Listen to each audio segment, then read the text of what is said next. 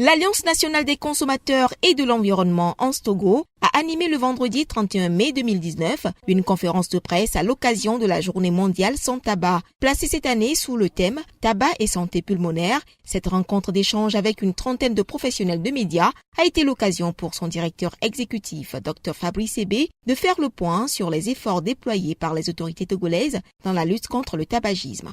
Depuis 2010, une loi relative à la production, à la commercialisation, à la consommation des cigarettes et autres produits dérivés du tabac a été adoptée. Cependant, beaucoup reste à faire dans la mise en application effective de cette loi. Ces dernières années, le Togo a régressé au plan international dans la lutte contre ce fléau. Nous avions travaillé il y a plus de 2 ans avec les départements juridiques et les départements des maladies non transmissibles du ministère de la Santé pour faire un avant-projet de loi que le ministère de la Santé doit transmettre au secrétariat du gouvernement pour conformer notre réglementation.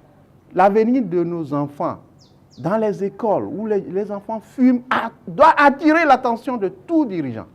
Et nous voulons demander aux dirigeants, à travers cette journée, de prendre des mesures. Que l'avant-projet de loi, là, que le ministre signe et transmet ça au niveau du gouvernement et de l'amener au secrétariat du gouvernement pour redonner une bonne image. Parce que ça fait 10 ans que nous avons travaillé sur ce programme. On ne peut pas laisser ce programme mourir dans 2 ans.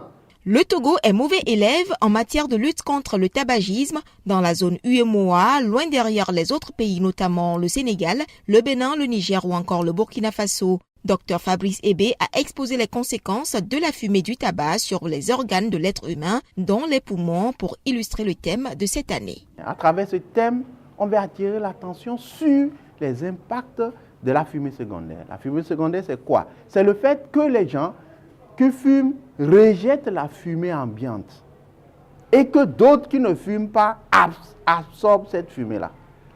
Et d'après les recherches de l'OMS, quelqu'un qui fume le tabac inhale 15% de la fumée et rejette dans l'air ambiant 85%.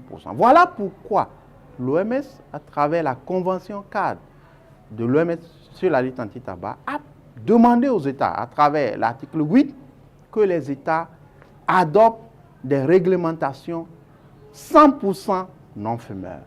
Ce qui n'est pas le cas au Togo. Le ministère de la Santé est interpellé sur la question. Afin de réduire le taux de mortalité lié à la consommation du tabac, l'adoption de la loi intégrant les recommandations de l'Organisation mondiale de la santé devient une nécessité.